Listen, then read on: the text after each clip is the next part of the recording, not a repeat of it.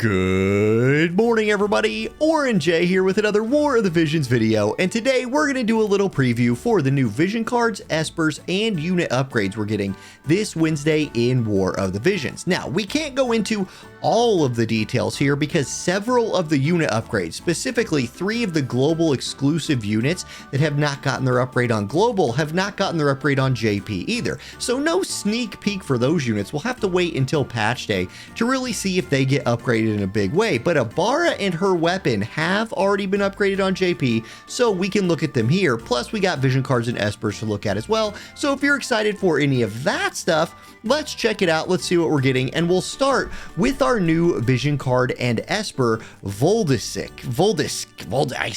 something like that. Dragon, Thunder Dragon right here. That's what we're going to look at. Now, I still have the game up because I wanted to point out we are getting a global upgrade to lightning type units, lightning attack up, magic attack resist up. That will not be on the JP WoTV calc site because it's something that only we're getting, but a nice little bonus for us to have in global. Here's the actual stats on this Vision card. Things to like about this: the unit effects and the stat line. It has HP, attack, and agility. I really like Vision cards that have agility in the stat line. Any way of like tweaking your agility to kind of get it to that next level, picking which unit to put this card on to give them that little bit more agility. I just like that aspect of the game. Then having single target resist on the unit effect, I think is really handy.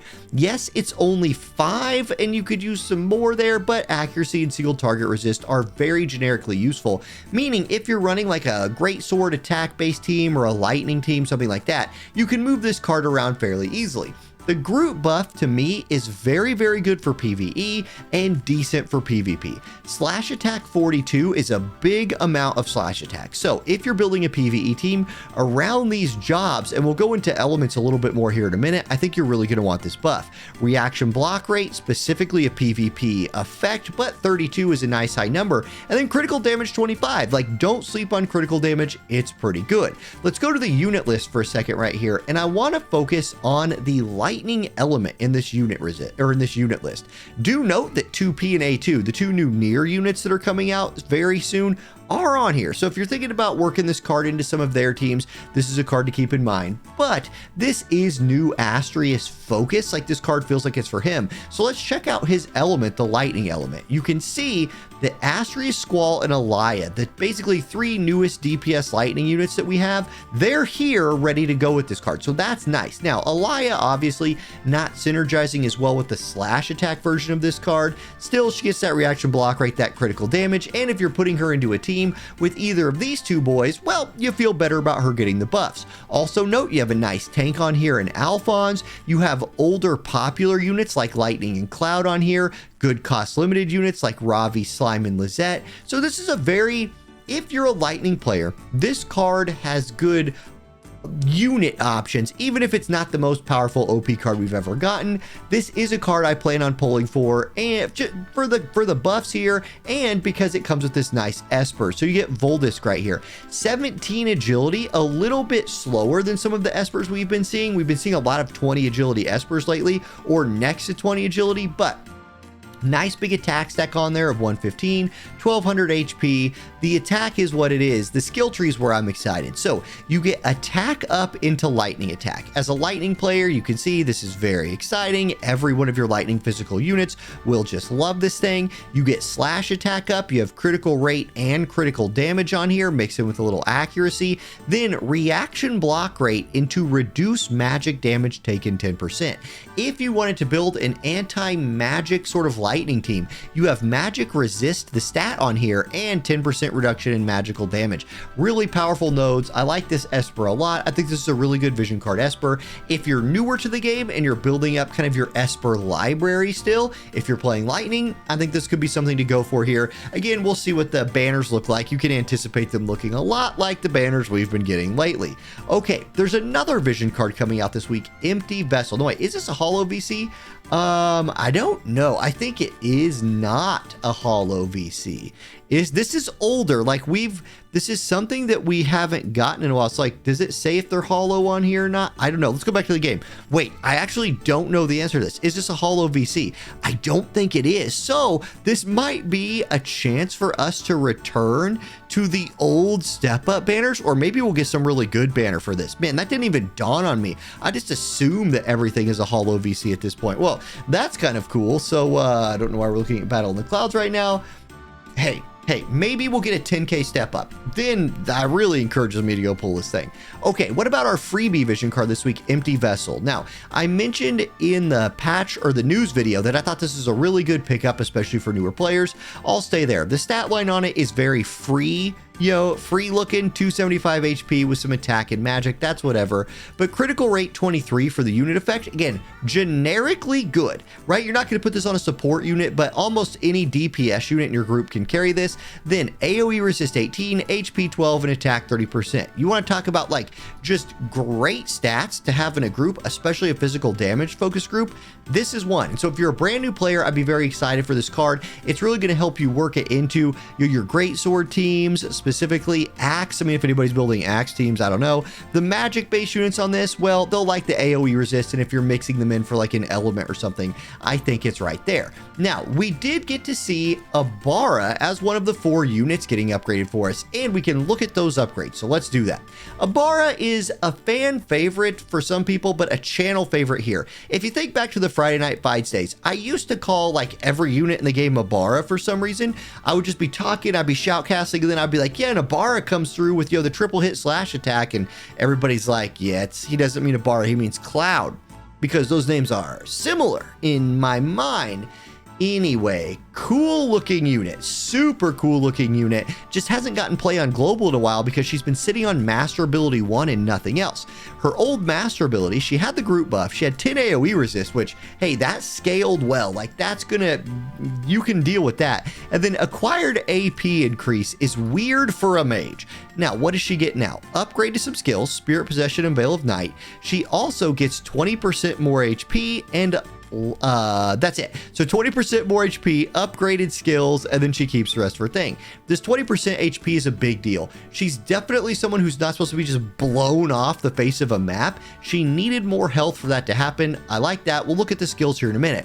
Then if you take her to 140, she's going to catch 20% more magic. Notice they're giving her more health and more damage. You can live with that. Then really leaning into the AoE resist, picking up 15 more, giving her 25 just from master ability and dream ability combined. And another skill, Raging Storm, is getting upgraded. So let's look at those skills next. And there's a whole lot of upgrades happening here.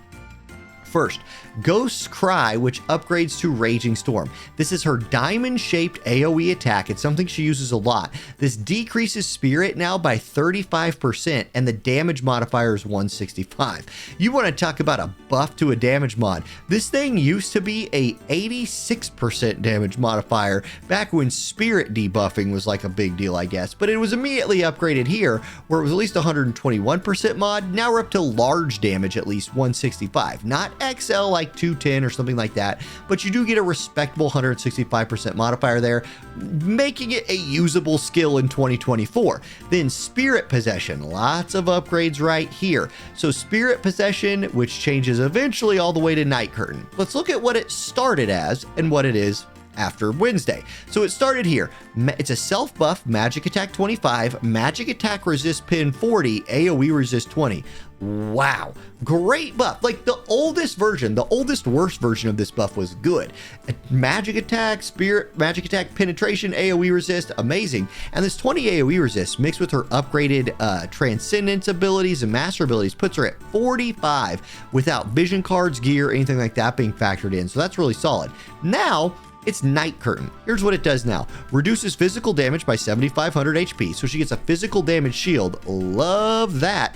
That's really modern. The magic attack up stays the same. Magic attack pin stays the same. Human killer 25 for 3 turns. They just give her 25 human killer on there. Massive upgrade to her damage and survivability. You're going to want to cast Night Curtain every single fight with Abara. And then her thunder skill right here continues to just be what it is. After after that, there's really nothing else being upgraded. Now, they do mention, and this is worth looking at. I hadn't thought of this. They mention her job being upgraded right here. I believe it's in this one. They say unit upgrades and then job upgrades down at the bottom. Here you see Fall of Night now has area attack versus bestows man-eater. These are just going over those changes that we saw on the other one. So this is not more, I believe. I don't think this is any more than what we just looked at. So that's fine. Abara getting the big upgrade feels good for her. Let's continue because we got more Abara stuff. Records of the Demoness. This is her book. It's from her bingo board, so you're going to want to make sure you do that again to get the +1. Huge upgrade, right? Magic version, which is what you're going to want to build, goes from 178 up to 214. Big jump right there. Then here was the old passive effects on this. Nothing. It had none. Well, that's not the actual book itself. Never mind. Let's just translate that back to English. It's weird. Wait a second. Is this the version of the book that we have in global? That's crazy. So I guess maybe we don't know what this is going to look like for us. What we know in JP is what this is, what the +6 looks like. Yeah, 214 magic book. You have Human Killer 15. Well, here, you know what? I have the thing. Let's go look in game. Man, I'm kind of all over the place in this video today. I own this piece of gear. You know what we can do instead of looking on WoTV Calc? We can go look it up in the game. Let's sort by magic, and we are looking for this book. Here it is. The old version, 192 magic attack 10, lightning attack up 10. We're going to get a +1 of this. I guess we don't necessarily know right now what that's going to look like for us. Here is what it looked like for JP. That goes up to 214 attack magic, but you can see it was already different. Then Human Killer 15 when her HP is below 70, magic attack 15, and AoE resist when she's above 70% HP. We'll see what our version looks like. Luara is getting her limit break upgraded, so another old unit getting a little bit of love. And here's the question with these like old units like Luara, right? Right now, Luara, PvE chaining unit, a unit you use to complete missions in, raid fights, anything you need to chain 3, she can go in there and quad shot something. Her speed break shot is getting upgraded. Previously, 200% damage mod, decrease agility by 25%. 2-hit attack, very useful in certain like PvE situations where you can agility debuff the target, and then lean into her quad shotting right here to just chain. Well, does she do more than that now? We'll see. She now breaks physical barrier, turns off counterattack for 3 turns. So 2 pretty PvP focused buffs right there. Modifier on the damage stays the same, agility down stays the same, and decrease elemental chain resist for 3 turns. So a PvP focused buff right there. Luara probably still relegated to being a PvE chaining unit, PvE like mission completing unit, and cool looking fun fire gunner unit at 80 cost, which we just don't get like 80 cost units that much anymore. So there's Luara, that's what she's doing. Glacial Wasp. Now you want to talk about a day 1 unit that is managed to like not be meta, but never irrelevant. Like Glassy's one of those units that you see her and you're like, oh, it's Glassy. And then she leap strikes into your team and puts out a bunch of damage. And you're like, well, she killed me. She can do that. Now, in global right now, she looked about like this. In JP, we already have all that too, but we don't have the limit break upgrade. So let's go check that thing out. Scroll to the bottom of the page. Previously, her limit break did this. The chain break if the combo count is greater than 5, but increases, whatever. She can increase the chain, that you have going on. Max damage up 10,000 for self. Damage 205% with piercing. Now, that stays the same. She now dispels courage and dispels re-raise. So that's a big addition right there. The increase of the max damage stays the same. The damage mod stays the same. You now have a plus 70% hit, making this not a guaranteed hit, but in certain situations better than a guaranteed hit because it won't be blocked by ignore sure hit. Instead, she just has a super high, plus 70 accuracy on this.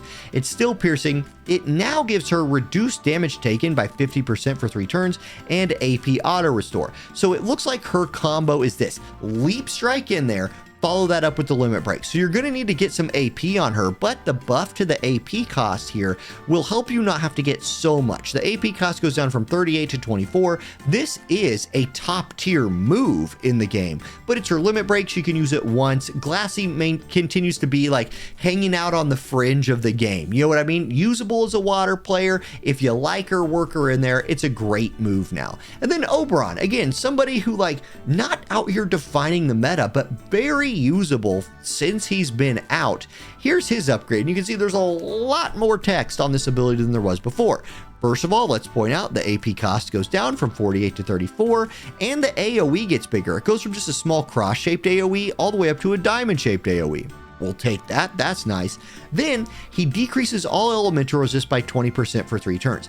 This already made Oberon very good in like PvE chaining teams. Being able to knock elemental resist down on a boss helps any of your teams either hit weaknesses if you're trying to like chain weaknesses in Trials of Reckoning or something like that, or, you know, further do more damage if you're already elementally weak. You can make it 20% less. Now he will get a 200% chance to give it to physical damage 20% for himself when his HP is less than 50%. So big damage increase by 20% if he's low HP. Okay, modifier on the damage stays the same. He now gets haste if his HP is greater than 50%. He gets 25 single target resist if his HP is greater than 50%. And he gets 30% HP only when his HP drops below 50%. So a little bit of heal to try and keep his HP above 50% so we can trigger these things right here. Again, huge upgrade to Oberon's limit break right there. Does it make Oberon a meta defining unit? No, but he's already somebody again at the fringes of the meta who's still very usable for an Earth team, and Oberon fans will get some more play out of their, you know, favorite spear unit, if he indeed is that for you. All right, guys, thank you for watching this preview video. Good luck on your polls for the vision card if you're pulling tomorrow. I plan on being live on Wednesdays for the rest of this month. Let's keep those patch days on Wednesdays so I can keep being live on Wednesdays. It was good to be live again last week. I'll put it like that. It'd been a while. Felt good to be back. Catch the stream Wednesday if you want to see some polls, and just, you know, clearing. Well, I guess we'll be working on Raid Wednesday as well. That's going to be the new content. So see you there. Have a good day, everybody. I'll catch you next time. Peace.